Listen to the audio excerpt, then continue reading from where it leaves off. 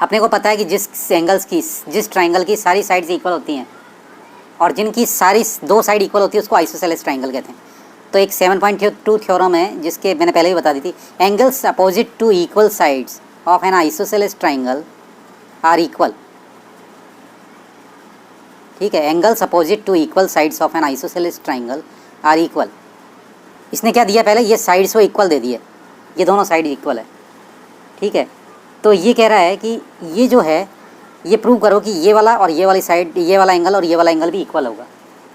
तो पहली चीज़ तो मैं क्या करता हूँ कि ये जैसे ए बी सी है, इसका बाइसेक्टर कर देता हूँ। बाइसेक्टर ये एक डी ए डी जो है बाइसेक्टर कर रहा है किसका, बी ए सी का। इसका बी ए सी का बाइसेक्टर कर रहा है, इसका मतलब क्या होगा, ये वाला एंगल और ये वाला एंगल इक्वल हो गया, यानी इस एंगल को क्या बोलेंगे, बी ए डी और इसको सी ए डी।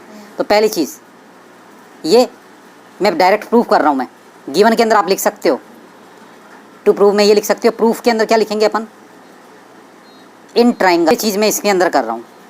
तो इधर देखो A B is equal to A C, ये गिवन है। और आपके पास में ये B A D is equal to angle C A D, ये भी गिवन, ये बाय कंस्ट्रक्शन, क्योंकि हमने कंस्ट्रक्ट किया तो कंस्ट्रक्शन लिखना पड़ता है वैसे। Bisect angle A by A D, line A D. तो B A D is equal to C A D by construction. अब आपके पास में क्या है, A D is equal to A D, इसमें भी है, ए डी इसमें भी है, A D is equal to A D. तो साइड एंगल साइड प्रॉपर्टी से क्या हो गया, by S A S rule से ये दोनों ट्राइंगल कॉन्ग्रुएंट हो गए। जब ये कॉन्ग्रुएंट हो गए तो angle B is equal to angle C by C P C T, corresponding part of congruent triangle या कॉन्ग्रुएंट ट्राइंगल्स कॉरस्पॉन्डिंग पार्ट, तो by C P C T ये हो गया। The sides opposite to equal angles of a triangle are equal. ठीक है, तो ये just इसका क्या है, उल्टा है। इसको क्या बोलते हैं, कन्वर्स ऑफ थ्योरम 7.2। 7.3 क्या कह रही है, the sides opposite to equal angles of a triangles are equal. ये आपके 7.3 थ्योरम है, 7.2 की अपोजिट है, sides opposite to equal angles. देखो 7.1 में क्या है, ए बी सी एक ट्राइंगल है। इफ़ ए बी ये वाली साइड और ये वाली साइड इक्वल है तो ये angle B is equal to angle C होगा। ठीक है, और अगर इधर ये angle B is equal to angle C है तो ये ए बी और ए सी दोनों इक्वल हो जाएंगी। ये 7.2 थ्योरम है, ये एक दूसरे की कन्वर्स है। कन्वर्स का मतलब उल्टा, यानी इसमें ये दिया हुआ है तो ये हो जाएगा, और अगर इसमें ये वाली चीज़ यहाँ दी हुई है तो ये चीज़ है, तो इसका यूज़ करेंगे अपन। Example 4, in triangle A B C the bisector A D of angle A is perpendicular to side B C. Figure में दिखा रहा है, show that A B is equal to A C and triangle A B C is isosceles. पहली चीज़ ये क्या कह रहा है, ये ए बी सी ट्राइंगल है, इसके अंदर से ये जो ए डी है, ठीक है, of angle A is perpendicular to side B C, इसके ऊपर बी सी है। बाइसेक्टर ए डी ऑफ, यानी बाइसेक्टर है पहली चीज़, तो ये और ये इक्वल दे दिया इसने। देखो इसको समझ, बी सी है, यहाँ से इसका ए का बाइसेक्टर है ए डी, ये ए डी जो है बाइसेक्टर है, यानी ये एंगल और ये एंगल इक्वल है, और ये जो बाइसेक्टर है इसके ऊपर कितने डिग्री का एंगल बना रहा है, 90 डिग्री का, परपेंडिकुलर भी है इसके ऊपर। तो ये प्रूव ये करना है कि ये गिवन है, कहा कि ये इसका बाइसेक्टर है, तो हमको क्या लिखना पड़ेगा गिवन में, कोई भी चीज़, जैसे कि ये ए डी है, बाइसेक्टर ऑफ एंगल ए का, एंगल ए पूरा है। जैसे मैं पहले भी मैंने बताया था कि अगर जैसे ये एंगल है, ये जैसे पी क्यू आर है, कोई एंगल है, इसके अंदर क्यू टी कोई लाइन है जो कि इसकी पी क्यू आर का बाइसेक्टर है या एंगल क्यू का बाइसेक्टर है, तो हमको क्या लिखना पड़ेगा, दे तो देगा क्या कि Q T is bisector of P Q R या एंगल क्यू, लेकिन हमको लिखना क्या पड़ेगा, पी क्यू टी। ये एंगल क्या बन गया, ये और ये जो इसके, ये जो बाइसेक्ट कर रही है लाइन, इसके दोनों तरफ के एंगल क्या होंगे, इक्वल। तो हमको क्या लिखना पड़ेगा, P Q T is equal to angle R Q T, ये लिखना पड़ेगा। और हो सकता है कि ये एंगल इस तरीके से बना हुआ हो क्वाड्रिलेटरल में, पी क्यू आर और टी, तो भी हमको वही चीज़, अगर ये बाइसेक्ट कर रहा है इसका, तो हमको यहाँ का लिखना पड़ेगा, इसका नहीं लिखना पड़ेगा, क्योंकि इसका दिया हुआ नहीं है। तो क्या लिखेंगे, P Q T is equal to R Q T, ये लिखना पड़ेगा। ये ए डी जो है एंगल ए का बाइसेक्ट कर रही है, तो हमको क्या लिखना पड़ेगा, B A D, angle B A D is equal to CAD, ये लिखना पड़ेगा। दूसरी चीज़ फिर क्या कह रहा है कि ये परपेंडिकुलर है, ये बाइसेक्टर भी है लेकिन BC के ऊपर परपेंडिकुलर भी है, तो AD परपेंडिकुलर ऑन BC, ये भी लिख देंगे। अब क्या कह रहा है, शो दैट, तो शो दैट का मतलब टू प्रूव, तो शो दैट का मतलब AB is equal to AC, तो to prove AB is equal to AC। और क्या करना है, ABC is an isosceles triangle, तो जब AB और AC इक्वल हो जाएगी तो ये देखो इसने bisector AD of angle A is perpendicular to side BC, तो ये मैंने गिवन में लिख दिया। ठीक है, AB is equal to AC। जब ये दोनों लाइन करनी है तो सिंपल सी चीज़ है कि मेरे पास में ये दो ट्राइंगल लूँगा, हमेशा मेरे को वो भी प्रॉपर्टी देखनी है, कौन सी, SSS, SAS, AAS या ASA या RHS। और अगर किसी ने गलती से भी SSA या ASS कर दिया तो ये गलत है, ये कभी भी एग्जिस्ट नहीं करती है, हमको ये प्रॉपर्टीज़ ढूंढनी है। AAS को क्या कहते हैं, एंगल सम प्रॉपर्टी, अगर या इसको SAA भी लिख सकते हैं। दो एंगल कंटिन्यू अगर इक्वल हैं तो तीसरा एंगल अपने आप इक्वल हो जाएगा। तो पहली चीज़ प्रूफ के अंदर में क्या लिखूँगा, ये हमेशा लिखना है इन ट्राइंगल BAD या ABD, आपकी जो इच्छा हो, ABD। जब मैंने ABD लिखा तो फिर इधर से ACD लिखूँगा, एंड ट्राइंगल ACD, ये लिखना है।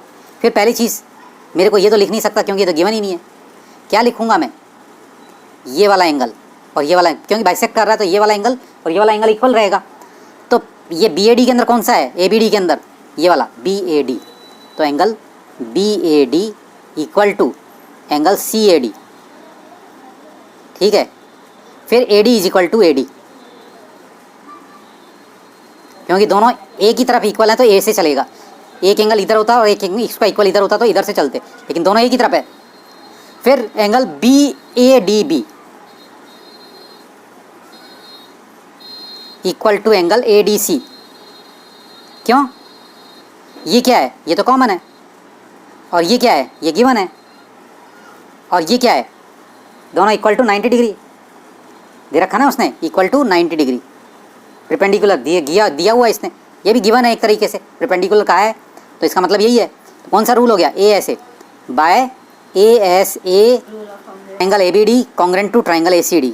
तो देखो भाई, ये ABD और ACD कॉन्ग्रेंट हो गया, ये 90 डिग्री ये 90 डिग्री, दोनों एक जैसे, जो दोनों एंगल एक हैं तो इक्वल एंगल के सामने की साइड भी आपस में इक्वल रहेगी, यानी कि AB is equal to AC, ये हो गया। जैसे AB is equal to AC हो गया, so ABC is an isosceles triangle, ये लिख देना, C is an isosceles triangle. E and F are respectively the mid points of equal sides AB and AC of triangle ABC, show that BF is equal to CE। ये BF और CE को equal prove करना है।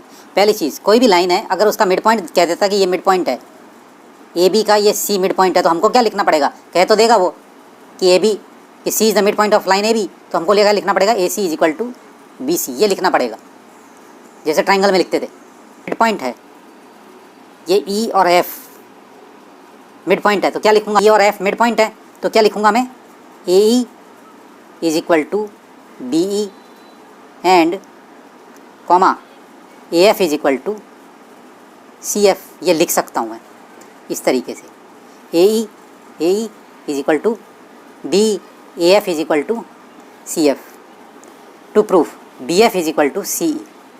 कल मैं लूँगा ABF and ACE in triangle ABF। मैं ये क्यों ले रहा हूँ, ये क्यों नहीं ले सकता था, ये नहीं लिए, क्यों, क्योंकि इसमें ये साइड, ये वाली साइड और ये वाली साइड गिवन है इक्वल, फिर इसके हाफ भी इक्वल हैं, ABF और ACE।